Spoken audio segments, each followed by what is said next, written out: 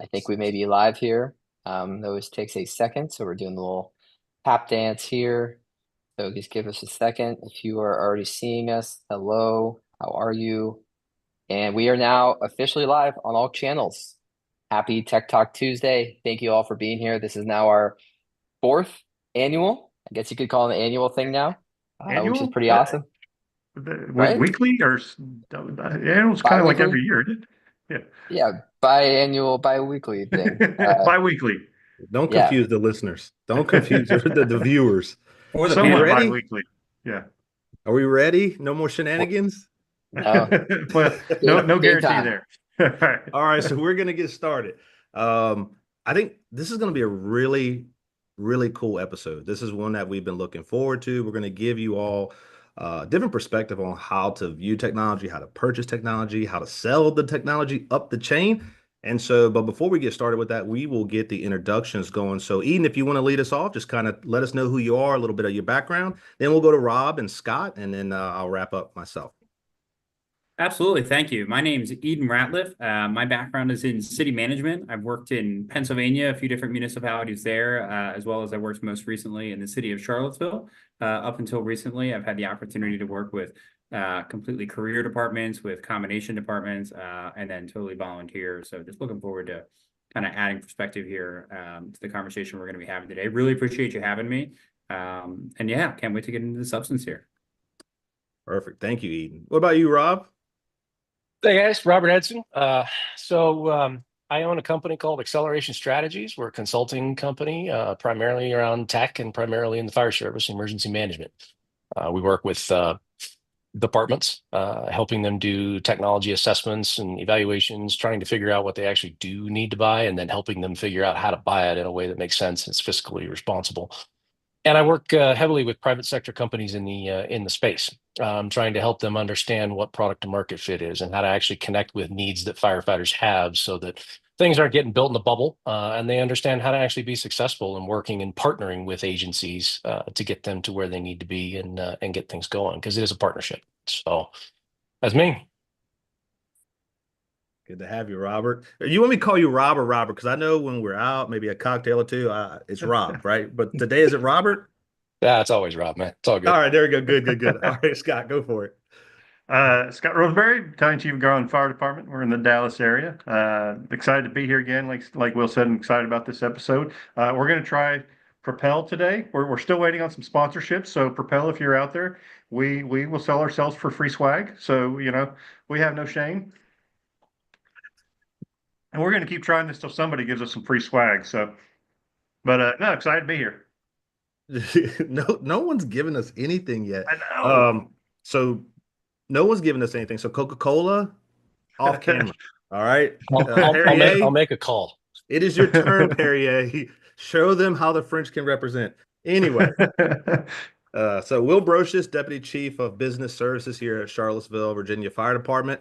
Again, just happy to be here. Happy to have this discussion.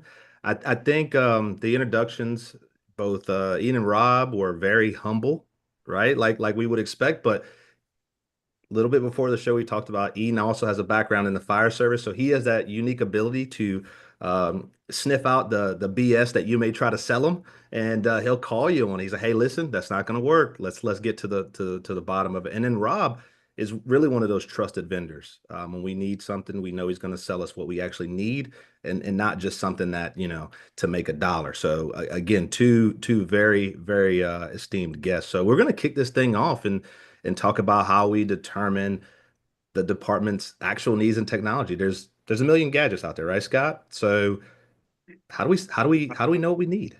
And we talk a lot about technology, and we talk a lot about technology on Tech Talk. But one thing that we need to discuss is how and when and why to implement it. And I think one of the first things you have to do is a needs assessment in your department.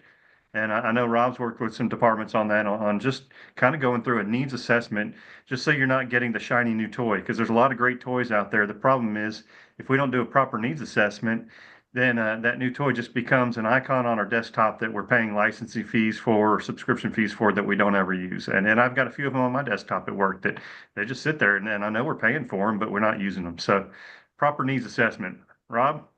kind of walk us through one of those. Yeah, defining the need is the one of the very first things that I sit down anytime an agency comes to me and asks me to help them figure out what they're trying to do. And it doesn't matter if it's a technology strategic plan, which is another topic we should probably talk about when it comes to what this really actually looks like. And assessing the need is critical. A really good friend of mine, Dan Muncie, told me years ago, you never buy tech for the sake of buying tech, not ever. And really took that to heart. And if a department's going to sit down and think they need to buy something, technology vendors in the fire service, period, are some of the most pervasive in the industry at really pushing things and making us think that we need to do something. It's a solution looking for a problem. And what we really need to identify is in individual departments and what we're trying to accomplish. What are our goals? What are our strategic plans? What are we actually trying to do as a department? How do you define those needs? And then you can go out and start figuring out what the problem you're trying to solve is. Once you've done that, you understand what the problem really is, soup to nuts. Then it's time to start talking, about where you're going to go with it. So, the first thing I always do is sit down and identify if an agency has any kind of a strategic plan, any kind of a technology plan, any kind of a thought process around what they're actually trying to do.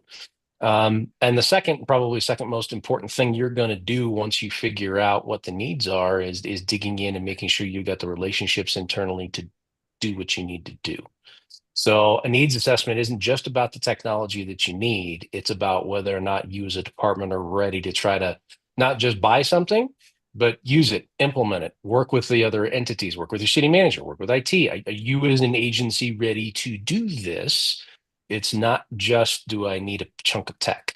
All right, so there you go. You heard that, right? Working with city management, and that's why we have Eden here. So all you Yes, let fire chiefs, me yeah, all you Yeah, fire let me chiefs. just jump right in, right? So There I you think go. from my perspective, from the city management perspective, we sort of want to know about what the problem that you're trying to solve is before you come to us with that solution, right? I agree with everything that Rob said, right? Do the needs analysis and start figuring out, what is it that we're trying to address here and what does that solution look like, opposed to a solution looking for a problem. If you can get the leadership of your municipality, your city manager's office, administrator's office, kind of on board that there's a problem that you're trying to solve and say, okay, we kind of agree that this is something that we should go after and look to see if there's a solution out there.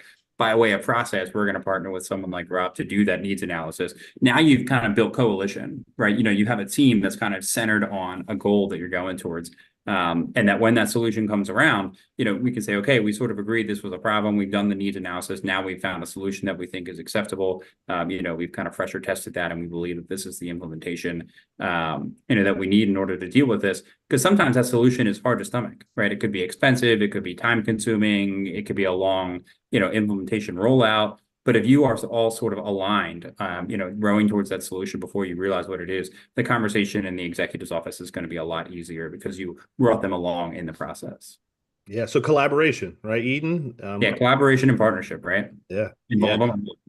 So I was going to say earlier, I hope fire chiefs, aspiring fire chiefs, climbing that fire ladder, so to speak, in your career, pay attention to this episode. You are going to pick up some gems here. Go ahead, Scott.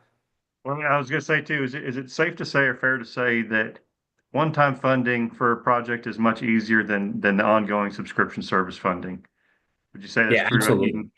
Yeah, absolutely. From a budget process, I mean, it is so much easier when you're sitting in the room, with the city management office, with the budget team and saying, hey, we agreed that there's a problem. We, went through a process of figuring out what that solution looks like. We all sort of agree this is it. And this is just going to be a one-time, kind of funding, that we need. Maybe it's over multiple years, depending on what the rollout and implementation looks like, but this isn't going to be some recurring item that's going to kind of inflate the budget year over year, for the foreseeable future. Software, usually is the kind of the latter, right, where you're putting something institutionally into the organization. That's always challenging. But if you can say, hey, this is just a one-time thing that we can plan for, it's a lot easier to get through that budget process. Yeah, and so one-time things, right? But there's always a new one, right? So how do we avoid that trap? I was talking to somebody in procurement the other day, and we talked about right after 9/11, what did every fire department run out and have, right? Hazmat team, Cobra teams. And now we end up with all these trailers and mounds of equipment. How do we avoid the new shiny object thing. Rob, what do you think? Briefly, like, what do you think? How do we avoid that? Well, it starts with being very close as a leader in the space, right? If you're going to take that job as a company officer, if you're going to take that job as a battalion chief, if you're going to move up as a chief, it's staying in touch with where you came from and understanding what you actually need to do your job. That will make the readiness assessment, the idea and the thought process of what actually matters important. And it's not uncommon. Again, you get a lot of tech out there that's a solution looking for a problem to solve, but good idea fairies are great. Because sometimes you really can have good ideas. You've got to be open to conversations to the floor. And I would do what any good leader should always do, and that's somebody's going to bring you something. You need to be able to listen to it, understand it, challenge it, and make sure you started to go down that process. The idea of having a new this or a new that oftentimes sounds great, especially when it is loosely tied to something we think might be a problem. Great. Okay, that means the first thing we've done is empowered our team, our line, our floor to bring issues to us that we want to try to solve. That's what we want, right? We want that kind of up and down the line communication. But then you have to teach them and how to guide them through the rest of that process, which is, okay, what's the actual problem we're trying to solve? Does this tech solve that problem and that kind of stuff? And you really avoid it when you engage and get people engaged at an early stage. So you, again, start looking for things that you actually have problems you're trying to solve. All right, that point. And Scott, I'm gonna kick it to you and then to Eden. So he mentioned, having, the boots on the ground, being involved. So Garland's it's not a small department, right? So from a BC level, I'll ask you first, how do you do that? How do you, get the fire chief down to the floor? I remember Greg Bolano once said, out of North Charleston Fire Chief, he said, if I'm spending too much time on the floor, I'm not at the hall fighting for your needs. If I'm spending too much time at the hall, I don't know what your needs are. So as a BC, how do you play that role, Scott, right? Between admin and boots on the ground to get them involved. And then I want to follow that up with a question for Eden after that. It's a matter of we got to talk to the firefighters. In BC, we're still at that level where we interact with the firefighters on a daily basis. In fact, I wrote an article for Fire Engineering magazine years ago, and I always heard people say like when he promoted, like, oh, he forgot where he came from, and I felt like I don't feel like that's right. I feel like actually the problem is you only remember where you come from, and so last time I wrote a seat on an engine was over a decade ago. And if I'm thinking of a new policy, new procedure, new technology for that officer to do, all I can remember is what it was like 10 years ago. Well, things have changed a lot since then. In fact, I used to keep a folder in my email box called policy emails, and I'd slide them over there, everyone I'd get. And I went through and calculated one time, we were getting like 20 new policy emails a year. That means there's 200 new policies that captain's dealing with that I didn't deal with when I was doing it back then. So when I'm sitting here thinking, oh, this is going to be a great technology to make their job so much easier, I can only remember what it was like 10 years ago, and I don't know what it's like today. So that just drives home the importance of going out and talking to the firefighters on the ground and the captains and the officers and find out, what are their barriers, what are the hurdles, how will this impact them, how will this new policy, procedure, technology work for them, and then pushing that up to the fire chief, so giving him that information, so he has that basically by being boots on the ground through us. All right, so we heard it from the vendor, right? The importance of spending time understanding why they need that technology. We just heard from the battalion chief level of how to get the fire chiefs involved. Now, Eden, tell me the importance, if I'm a fire chief, right? How do I get city management involved? And then talk about the importance of making sure that if I'm Chief Brocious as a fire chief, the importance of having my city manager come and visit the stations, and because you've done such a good job with it here. Yeah. So, like in city management, I want to get out of city hall too, right? Like I want to get out, into the city. I want to see the people who work for the city who are doing the work. It's not being it's not easy being a city manager. It's hard. They have a lot of responsibility. A lot of things are happening at once, but they oftentimes want to get out of their office, get down to the fire station, go throughout the city and kind of see the people that are doing the work, who are carrying out, the responsibilities, in charge and delivering services to the municipality, right? So, the advice I would give to any line officer, any chief, aspiring chief is don't just assume that your city manager doesn't want to know this stuff or that they're looking to say no. Take the opportunity to really engage them early and often and teach them about the fire service. One of the advantages that Will had for the time that he and I got to work together is that I sort of understand it from the volunteer side, so we could talk shop pretty quickly and get into it. But a lot of city managers don't necessarily have that. So bring them to the fire station, show them the different rigs, how they work, talk to them about your strategies and tactics, let them talk to, the firefighters, help them get a sort of awareness as to what's happening in the operations, in the department. So that when it comes time to talk about, problems that you have, and then going through that needs assessment that you heard Rob talk about, to identify solutions to problems, they're starting, at a place of being informed as to what's happening, as opposed to you coming in and saying, hey, I've got a solution to a problem that I didn't tell you about that you don't really understand because you don't get the operations to begin with. Takes a lot of time, takes a lot of cooperation.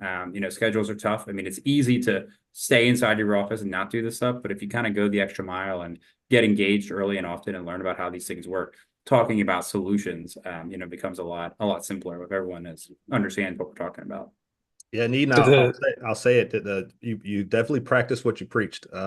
Very active at the fire stations, and when folks when you talk about city management coming down visiting the stations, it's not an inspection, right? It's sitting down and eating a bowl of food with them, and just sometimes just talking shop, getting to know The people. best food in the city is always in the firehouse. I'll be the That's first right. one to We should say, sell yeah, these best food in the recipes. city is always in the firehouse. That's no offense to the restaurant districts and the culinary experience there, but firefighters know how to eat, right? And if you invite your city management team and you make it feel like it's not some sort of big deal, just come and engage the workforce. They're going to do it, right? They want to get out there. Rob, what do you Well, think about that? The single most valuable and important piece of technology that any fire department can or ever will deploy is already in every single firehouse in the country. And that is your kitchen table. It is the single most important thing that you can utilize. Period. Right. And to the vendors in the room, I would say the exact same thing. I have mandated every sales team I've ever run in the public safety space. You will spend 24 hours in fire station. You will go down and work shift with these guys and watch what they do and have dinner with them and talk to them so that you can understand what they're actually trying to accomplish, what they're doing every day. And it's going to empower you to do a better job collaborating with them to find solutions for the problems they actually have. And finding ways to, if you don't actually understand what it is that they're trying to accomplish every day, it's really hard to position your product and service in a way that's going to make sense to them and help them actually do their job, collaborate, and get a bought. So it's just something else to consider. What do you think, Scott? It's easy, right? We just got to get them down here and get them talking. How do you coordinate that? So Scott, you're in your shift office. And you're not doing anything, right? BCs are never busy, right? But you're in your office, you're setting the lineups, you're doing your thing, and you get a call from admin. Hey, city manager wants to come down, spend time on your shift. What's that process? How do you get the troops ready? What's that initial feeling? I don't like that, by the way. I'm gonna jump in there. It should be an invitation to the city manager's office, Absolutely. right? Don't wait for the city manager to finally have a spare moment, a breath, a gap in their calendar, and say, you know what, I really need to go down to the firehouse, right? I'm that guy, but city managers across this country, they're busy. They're getting pulled in all sorts of directions. So extend that invitation, right, to the chief officers in the room, to the aspiring chief officers. When you're sitting down with whoever you report to, a deputy, an assistant, to the city manager, whoever, say, I'd really love for you to come down to the fire station and see what we're all about. We eat all the time. You can pay your own way. Get to see these guys and gals who are doing this work. Extend that invitation. So I hope that conversation with the BC is the invitation was accepted, and now we're planning it. That's what we're doing. So I've already extended the invitation to Eden. Chief Rosenberg. How do we do it? To be honest with you, it never occurred to me to do that. And I think that's a great idea, to extend an invitation to city management. It could be the assistant city manager, deputy city manager, to come spend some time in the fire station, just kind of get a better idea of what we do. We do in Garland, and a lot of departments do, the Citizens Fire Academy. And we've had several of our council members and city management go through that over the years. But that's a time commitment, right? Because we do it like every Thursday for like 6 weeks in a row. So and there's a weekend where you're doing live burns and stuff. So that's a time commitment where just spending a few hours out in the fire station is a great idea. We have had the city manager come by like company officer meetings and talk with the company officers in those times. And it's actually been really, really eye-opening to have the city manager and be able to ask the city manager, hey, why did you spend millions of dollars on our city square and not give us raises for years? And I know that there's a few departments that go through that and they don't understand that if you don't invest in the city infrastructure and like the city square, you'll lose that economic development and we won't be able to give you raises ever. So, but it's great to And hear as that city from the managers, we manager. love those questions, right? Like I Yeah. love going to the firehouse because firefighters, they'll just say it, They're right? not Like afraid to they have ask. no problem like We asking have a no question. filter. Yeah, no filter, absolutely not, right? And so, city managers are tough, right? I mean, the people out here doing this work, I mean, they're tough. They know the answer to that question, and firefighters will ask it, and it allows for an open conversation. You might not like the answer, but at least we're having the conversation, opposed to you've got your firefighters, sitting in fire hall. Oh, city hall doesn't care about us, or they don't understand what's going on here. To be able to get on the same page and at least have the conversation just goes so far in terms of like building relationships, building trust. What you need, right? I mean, if you can kind of gain that capital when it comes time to say, hey, we have a really expensive solution to a problem that we've been talking about. You can kind of rely on that goodwill to help. Yeah, good. Scott? Well, I was gonna say there's a lot of times I have to tell fire I don't have a great answer, but I have an answer, you know. So I mean it's better than nothing. Hey, we've got a question from YouTube, and I'll start this one off, and then Rob may be able to jump in on it. But when trying to buy new technology and does not have an NFPA standard around it, how do you go about implementing it? I'll touch on this one because at TSI last year, we had what we called Summit at the Summit, and we invited members from the NFPA, IAFF, IFC, NIST, a lot of acronym players in the room because we were talking about technology and a standard, and everybody kept looking at NFPA, and we kept saying we need NFPA to develop a standard, and NFPA said, hey, look, it's not going to happen. If you look at how NFPA goes about creating a standard, it takes about 3 to 5 years to create a standard for the NFPA. Technology changes every month, every 6 months. We can't write a standard fast enough for technology. So there will never be a standard for technology in the fire service. And I know we would all love it because that way it would really help with that interoperability between departments. But I just wanted to point that out that technology advances too fast for any type of organization to develop a standard around it. But how about implementing that technology when there's no kind of standard around implementing it? Rob? Well, so one of the things that I've seen, departments make mistakes on time and time again um, is the first time you hand a new piece of technology to the line is the first time they've seen it or heard about it, you failed. Bottom line. So you're absolutely right. Standards don't really they're hard to deal with because technology moves so quickly. But when it comes to standards for deployment and how you actually choose to adopt technology, that's not hard. I mean, it's a pretty simple process. You really got to, I mean, once you've defined the needs, the first thing you really got to do is understand what operational impact that technology is then going to have on you. If you dig in and start understanding that operational impact, that will allow you to then develop the labor support necessary to push the solution whatever direction you need to push it to. I got a meme that I use. Everybody sees the guy in Central Park sitting back at the table, and he's got his things. It convinced me, changed my mind, right?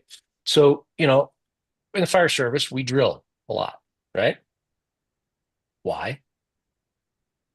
Because when I get off the truck and I go to throw a ladder up on a building, I want that to be automatic. I want to just know how to do it. I don't want to have to think about it because when the bell goes off in the station, I've got a 3 to 5 minute ride.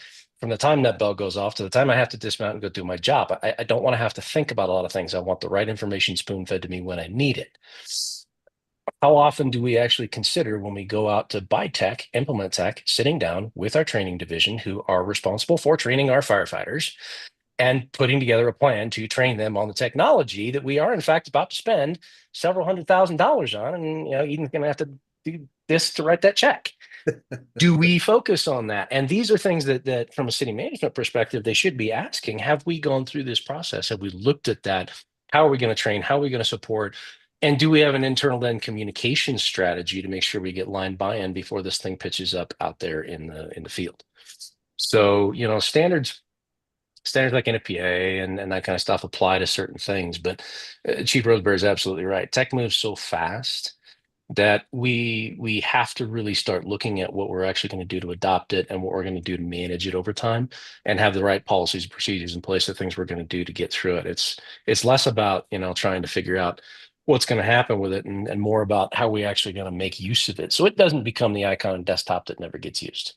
Yeah, great answer, Rob. And we want to encourage, everybody watching, whether you're on Facebook, LinkedIn, YouTube, send those questions in. This is for you all, right? We're doing this for the viewers and the listeners out there so we can get these answers. So I want to pitch this next one over to Eden because again, with his background in the fire service and city management, it's a unique place to be in, right? And so this one, it talks about what's the best way to present technology to the executive staff to get that buy-in. So if I'm a chief, how do I pitch it to the city's executive staff?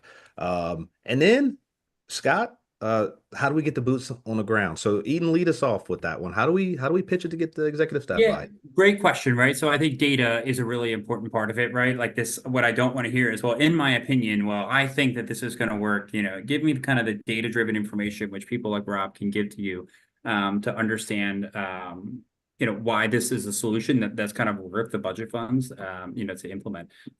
Besides that, I would say like communication early. Involving executive staff and understanding that there is a problem, that you're putting together some sort of a project team or problem-solving team that's going to, kind of do the diagnostics, figure out what the root cause analysis, and then drive for solutions to figure out what those solutions are. If you can bring city management along in that process early and often, so that by the time that you're recommending a solution, they're well briefed on the issue and what you've been going through to try to get to the solution page. I think that avoids the element of surprise and also allows for the element of planning on the other side.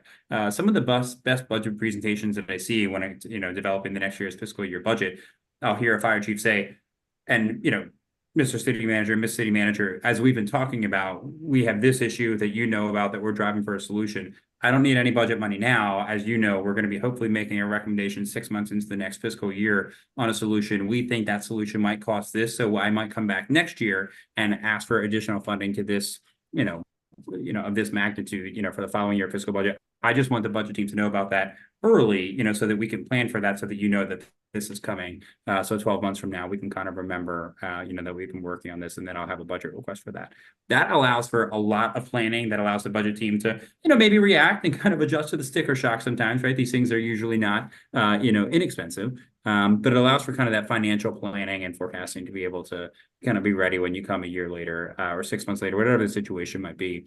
And get the funding you need for that implementation. So I think it's communication involving, city management really early, making sure there aren't surprises, making sure they understand what we're talking about, and giving as much advance warning as possible.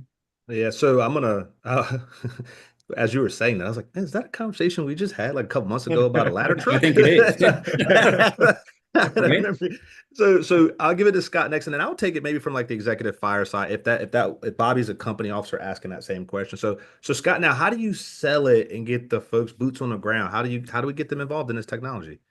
So I have a perfect example of how not to do it. We just implemented a new I'm trying to think the right word, but a new system to reclaim cost. And it's a third party that does it. And an email was sent out on how to do it. And I told my bosses, I hope you're not planning a lot of money coming in from this, because an email on this process is not how you do it. You got to, we're horrible about change in the fire service. And of course, Alan Brunstein said it, the two things firefighters hate, the way it is now, and change. And I think we've created a culture, a fire service culture that's resistant to change, because we have screwed up change so much in the fire service. We have not done it right, anytime we do major changes. And anytime you're doing a major change like that, you need to use a change management model. And you can Google a bunch of them. There's the Cotter principle, there's Heifetz and Linsky, there's tons of them out there. and they'll pretty much have three stages to it. There's the readiness stage where you kind of get everybody ready to change, and you explain to them why you're about to change and show them the need. Then there's the change process itself, when you're making the changes and implementation and going through those hardships and supporting your people and active listening and getting their feedback. And then there's the evaluation stage where you go back and evaluate, did this work? What did we do right? What did we do wrong? What do we need to change? But we don't use a change management model process for major changes like this. And we've got to start doing that more to get the buy-in from the firefighters and the boots on the ground, and engage them too in the process of buying it. Kind of use that diffusion of innovation curve. Find your early adopters in the fire service, those ones that are the techies, and there's a lot more of them coming in today than there were. Find those and help get them on board first, and then they can help that process, kind of expand in your own department.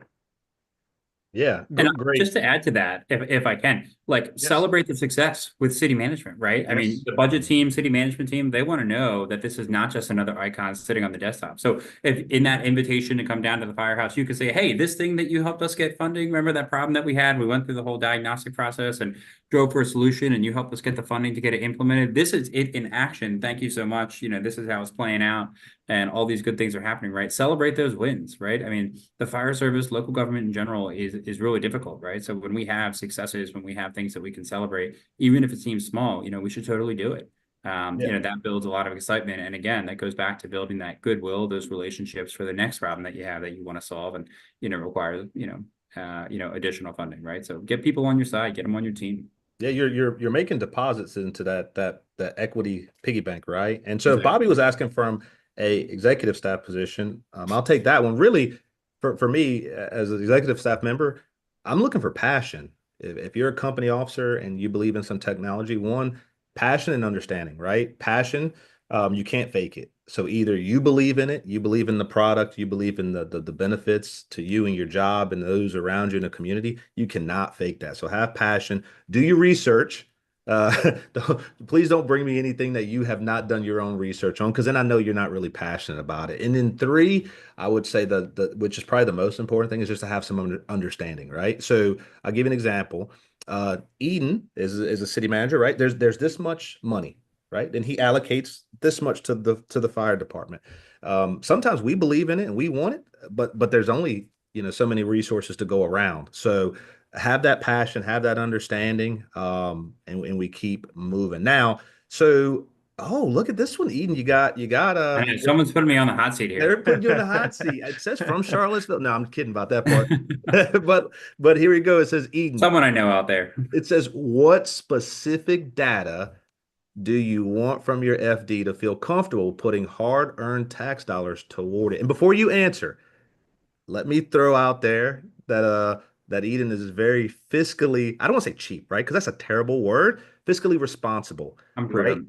Yeah. You have to prove it with Eden. I learned that as the budget chief.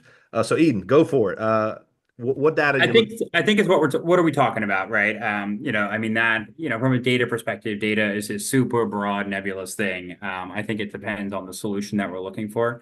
One of the things that Will and I were working on at some point was looking at staffing, looking at overtime analyses, looking at, they're doing a conversion over to single role EMS, so we got to bring people on board. So what I was looking for a lot was essentially, well, how many, you're asking for a certain amount of funding, right, for a certain amount of people. Well, I want to know what the impact's going to be on the overtime side if we kind of overstaff, if we put more people assigned to different, to different rigs on a daily basis. What is that going to do to kind of both sides of that equation, from the staffing perspective, from the overtime perspective, from the amount of days that people are being held over, to work shifts, right? I want a totality understanding of the problem from kind of all angles of it, so that I can figure out if the solution that's being proposed makes a lot of sense. To me, I'm definitely fiscally prudent, but I'm happy to spend funding, especially in the fire service, if it's going to solve kind of a longer term problem, and if it's going to make the quality of life, for our responders, better, right? If we have good employees who are taken care of, I think they're going to perform better, they're going to be safer, and all of that kind of stuff. So that's where I'm coming from. So I think it's really not trying to hide the ball on certain components of the issues, right? It's using kind of objective data that can be provided to inform, the entire situation, so we can see what the solution looks like.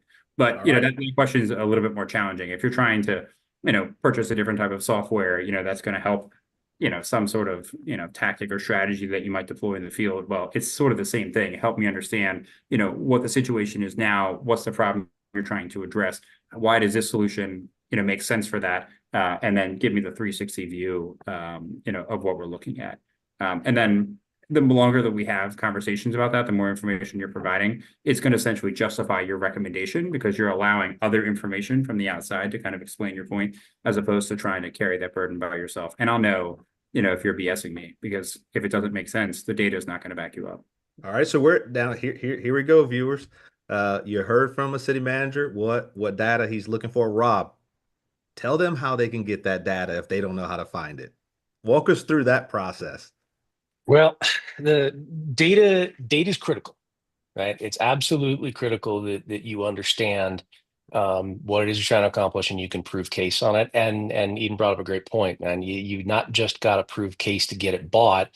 It puts an enormous deposit back in the bank account when you come back to it after the fact. And it's part of your needs analysis, should be part of your needs analysis, to understand what metrics you're going to hold yourselves and your vendor accountable for after the fact to make sure you're getting what you're supposed to be getting out of any given solution, and then bring that back to the stakeholders after the fact. I mean, it's a loop that you've got to constantly focus on. But one of the things I think we lose sight of sometimes, because it's just second nature, especially in the fire service. But we're not the only people that are public servants, right? There are a lot of people who do what Eden do for a living, who are commissioners, who are stakeholders of some form, fashion, or another, who have a desire to serve their community, right? They're not just up there for the limelight. Some of them are, but the reality is that that's important. And the reality is that a lot of people don't trust politicians anymore. At least I hope they don't. A lot of people don't trust our cops anymore for good, bad, and indifferent reasons. My son is a deputy sheriff.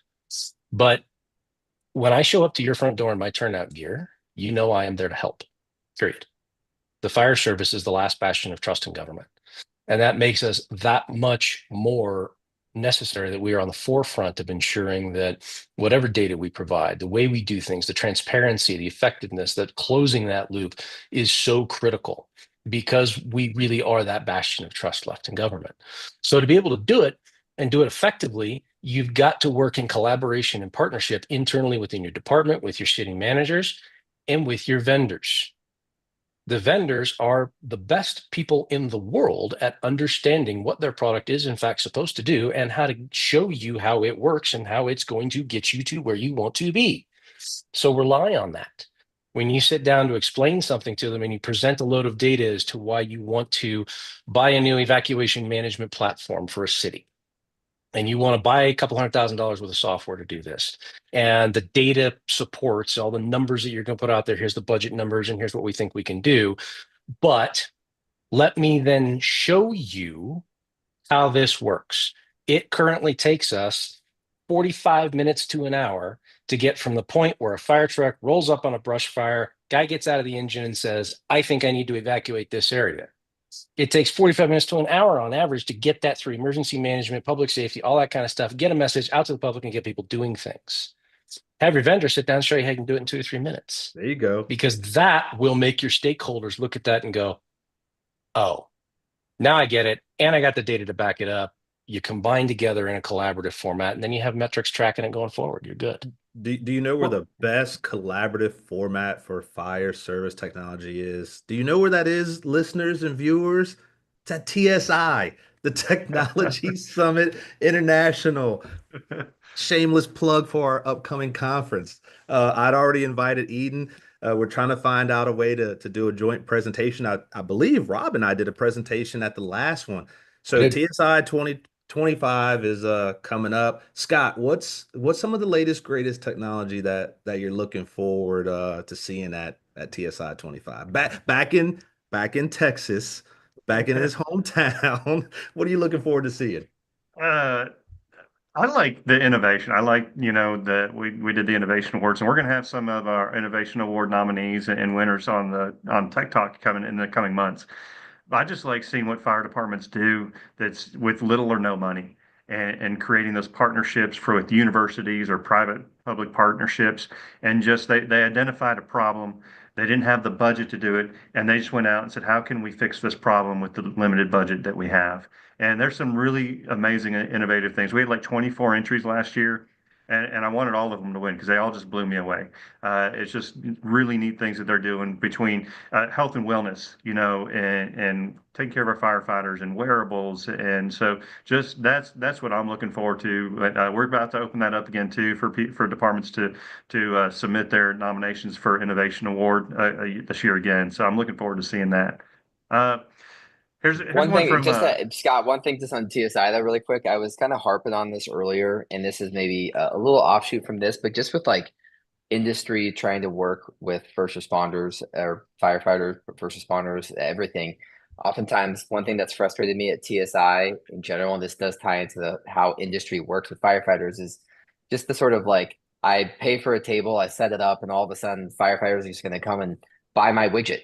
But as we're hearing here today, there's so many things that go into what are the existing standards in place. If we're trying to buy something new, how do we communicate the ROI? If we're already budgeting for trucks and PPE, we don't have the budget for this. And I think one of the frustrations I had with TSI and all of a sudden people just complaining was that like, didn't get the ROI. But usually those are the companies that are just sitting behind the table, just expecting someone to grab their business card and just buy their stuff. Doesn't work that way. And obviously from the thinking, just the level of steps in the process that Rob and Eden have talked about of like TSI is a forum to allow you to drive these conversations forward. And Eden and Robert, I'm kind of curious in your thoughts of like not just hey, make a product and fire departments are going to buy it because it's cool. Here's the thing. What would you say to industry on my little rant right there? Yeah, so if I could just jump in there, Rob. So you heard me talk about earlier that it's really about saying, hey, we have a problem. This is what we're trying to solve, and developing that team that's going to go through the process of identifying the root cause of the problem, exploring solutions, what are the trade-offs of the different ideas, and then ultimately making a recommendation. That's a team. And I think at some point, once you get through problem identification and you start figuring out what a solution might look like, someone like Rob becomes part of the team. Yeah, he's a vendor and he's going to sell you something and his company's going to make a profit on that. But like Rob's on the team. He knows a lot about the solution more than everyone, from the department or from the city or whoever, does about that solution. If you're thinking that he's going to be able to sell you the solution, you got to be able to partner with him to get the information you need. In addition, that once that acquisition is made, there's probably going to be the implementation part, right? We talked about drilling, training, could be rolling out of software, whatever it is we're talking about. That relationship has to exist for a considerable amount of time, after the solution is kind of decided upon. So I think it's bringing both internal and external folks onto the team. And then, by the way, when it comes time to celebrate them, Rob should be there too, right? If Rob is the one that helps you say, here's the solution that I can provide to you, and it works, you get it rolled out, and, you have that test case that, where the solution really worked and you go to celebrate it, Rob should be invited back for that moment too. So that's what I would say to the industry. I can sort of set my calendar to when I send people to different conferences across the city and they come back and have something that they want to buy, some software, some toy, something. And I'm like, yeah, how was your conference? Like, tell me about it. Like, what else did you do there? I'm interested about the process and how we make decisions, right? I mean, this is all about process and procedure. I never did that. I didn't come back trying to buy nothing yet. Rob, well, you might have went, but maybe you knew better than to call me. That's right. Yeah. I knew better. Rob, what do you think? Vendors there, hey, what's the advice, right? Get from behind that table. Get out there and shake hands and introduce yourself as a person. Tell us how to do that, Rob. Yeah, there's two things you really have to understand from a vendor's perspective.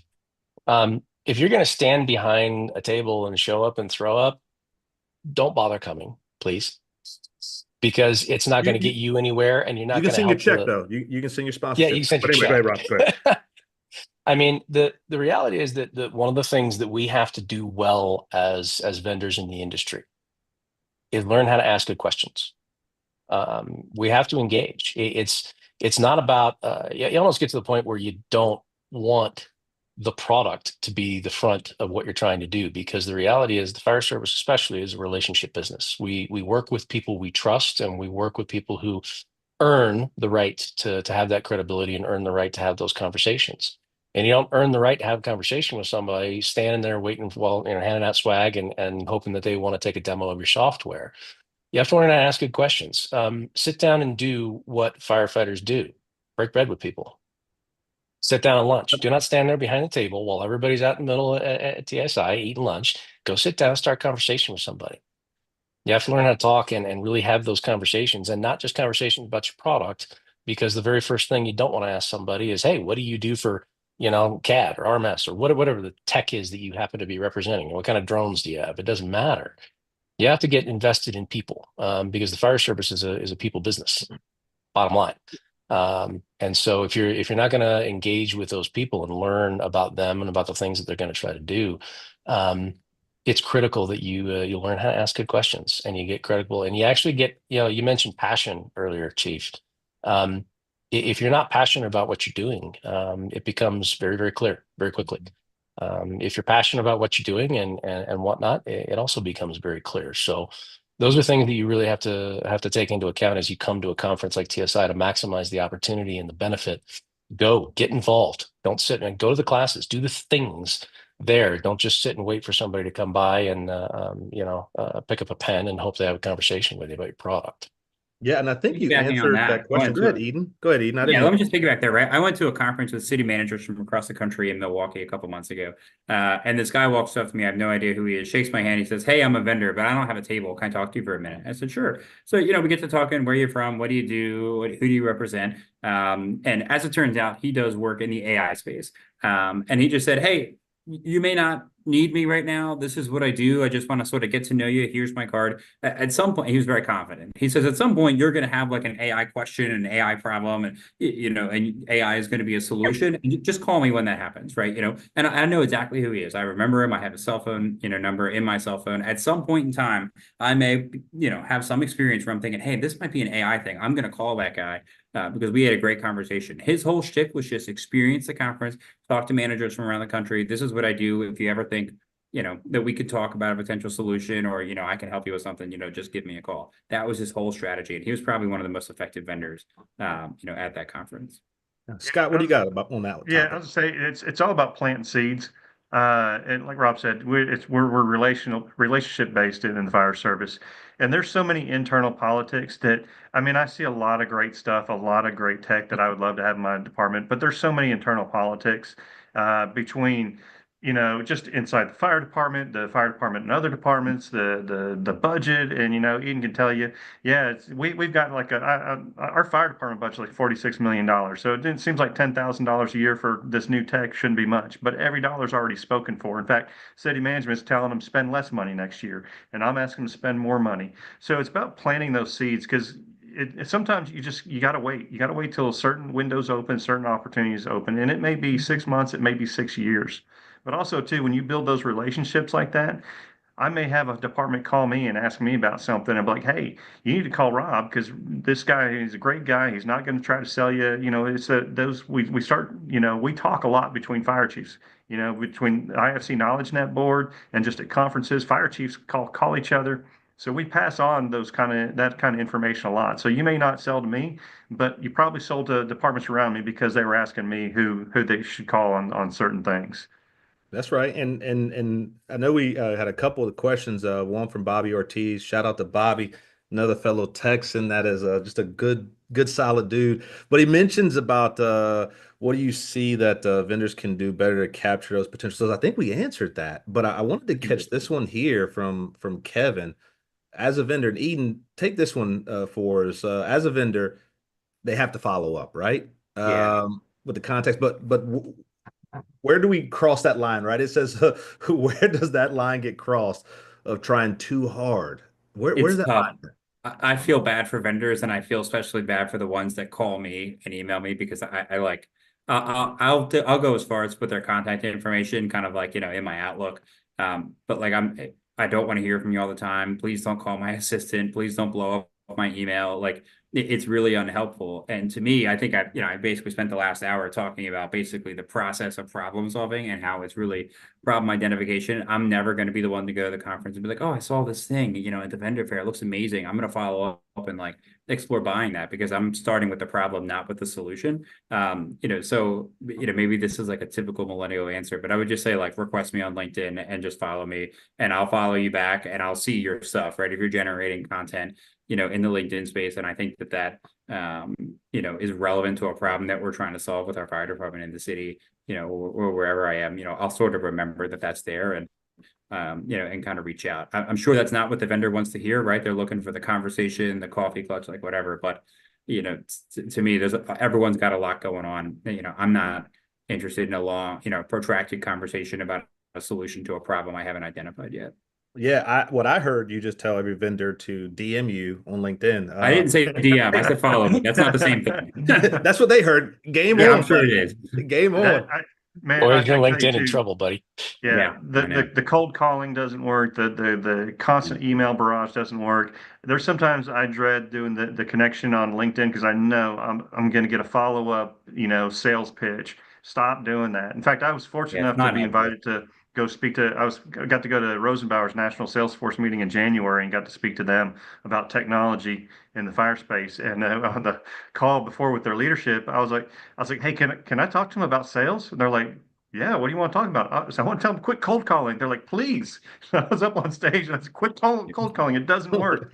And Build at the those city manager relationships. level, like you're not annoying the city manager, you're annoying their poor assistant, right? I mean, I've worked with terrific admins over the years, and they're great at figuring out if this is a sales call. Like, no matter how creative you think you are trying to get around them, it's not going to happen. And when they say things like, I think he's available, I'm going to push you through, you're going to voicemail. Like the whole thing is set up on our side, right? Oh, Establish yeah. the connection, let's kind of be connected in the professional space, so that if, the solution that you have for a problem that we've identified becomes, potentially connected at some point, we'll make that connection. And we've got 10 minutes left, so we're going to get these answers. I got a question. Brief.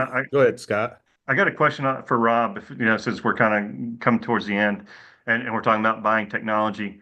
When a fire chief wants to buy technology, what questions should he ask of the vendor to make sure we're getting a product? Because we're using a lot, hard-earned tax paying dollars, and we don't want to waste that money. So what questions should we be asking to make sure the technology is going to work? Implementation process is not going to be horrendous, and we're going to get value for our product, and it's going to solve the problem that we're after.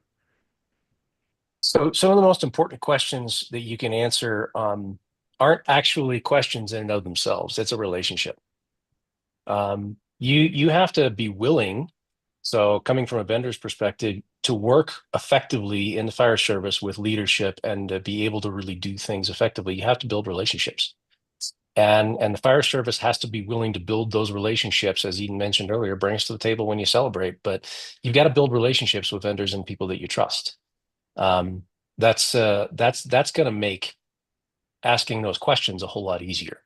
When it comes to technology, some of the most important things that you need to be asking the vendor are, do I actually really need what it is that you're trying to provide?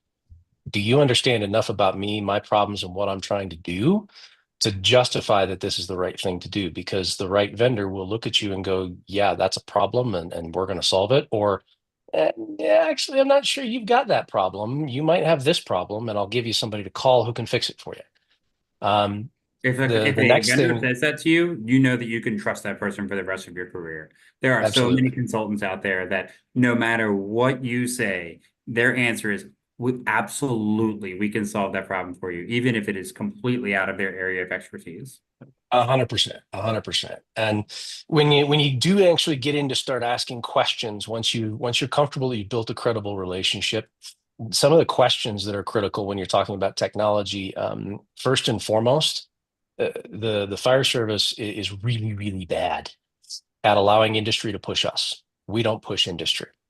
It's about solving the right kind of problems. It's about trust, but it's also about making sure that you're doing the things and asking those questions about things like interoperability.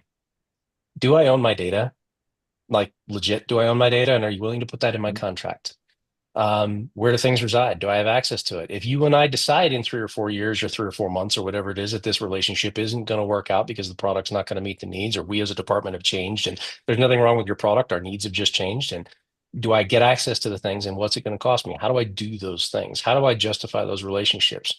Any vendor that is worth their salt is going to be willing to put all of those things in writing to make you comfortable, because even though you may have a comfortable relationship with them, you may not know the procurement guy. You may not know the city manager directly yet, until you get through some of those processes. So you've got to ask questions about interoperability. You've got to ask questions about who owns your data.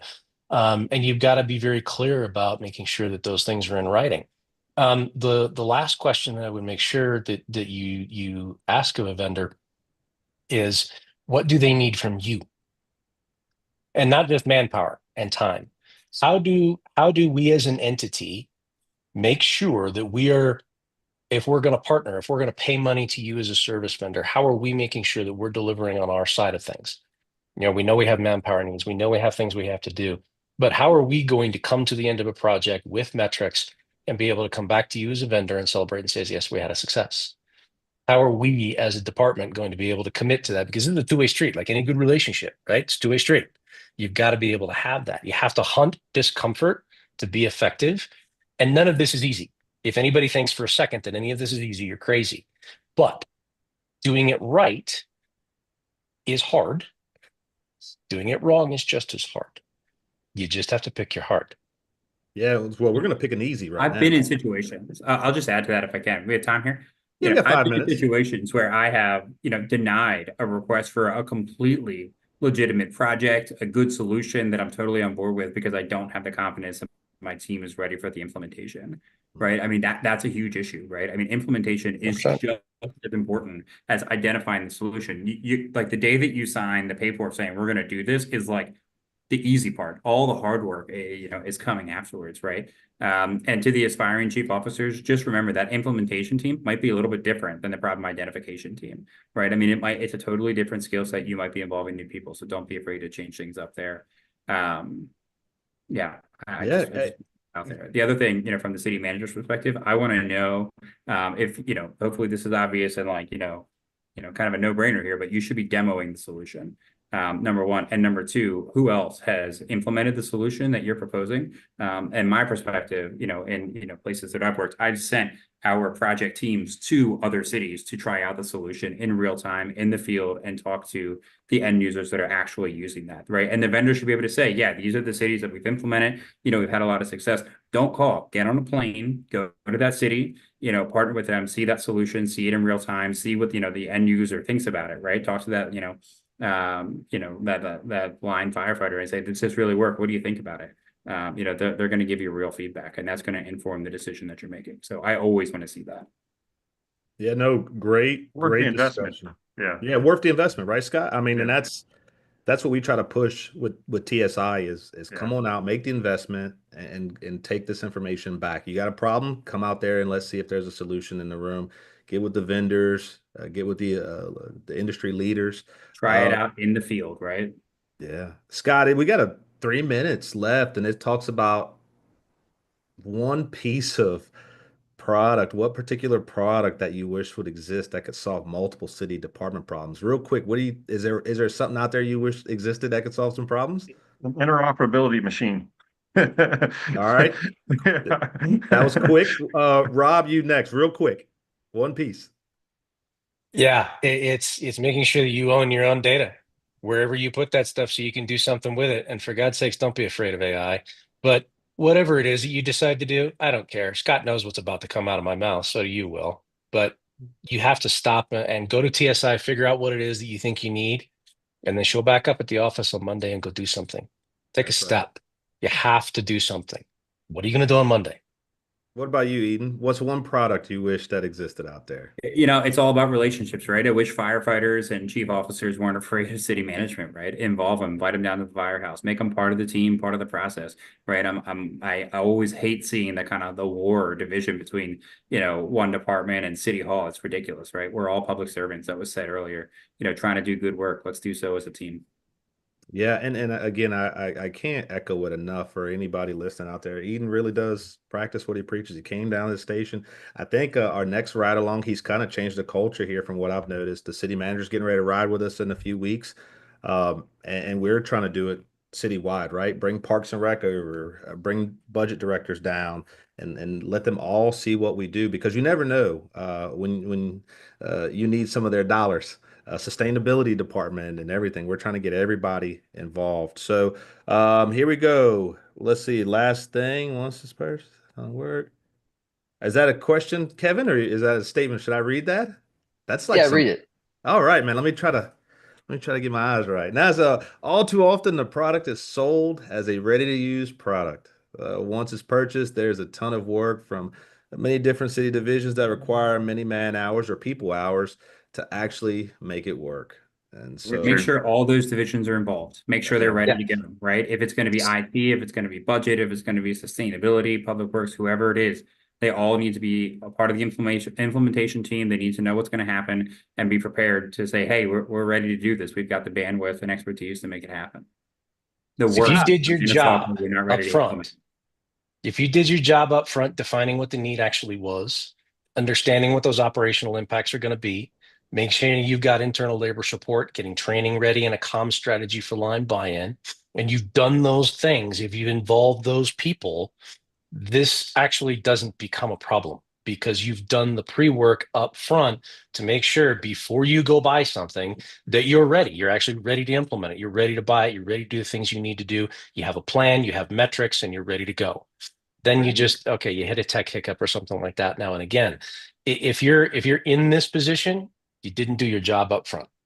yeah. And speaking of ready to go, we almost need a part two to this, man. There's so much knowledge. Scott, go ahead and El Presidente of our Yeah, group, man, close us yeah, out. no, you're right. I mean, we could go on for another hour about this, but our time is up. Want to thank Eden and Rob for joining us today. I think this was great information. If do you mind if we put your emails in the YouTube Please, chat? man. So if anybody has questions, they can contact you. We'll Please make do. sure that gets in the chat in the next day or two. I do want to congratulate Mr. Will Brocious for passing his EMT clinicals. Oh yeah, crushed it yesterday. These phalanges, metatarsals. He's still got a long way to go, but thank you. Celebrate, Yeah, buddy. Good job. want to make sure too we thank IFC and Fire Rescue One for being partners in this. We will be back June 3rd with Dr. Lori Moore Merrill and Addie Noir. We're going to be excited to talk to her. She has not been sitting on her laurels since she is no longer the U.S. Fire Administration. She's been just as busy as she was before, probably even more. So we're going to hear from her about what she's been doing lately and what she's up to, and kind of the status of the fire service and technology and wildland urban face, where I know she's at the forefront of that. So looking forward to chatting with her in a couple weeks. Perfect. Thank you all very much for tuning in, and we'll see you.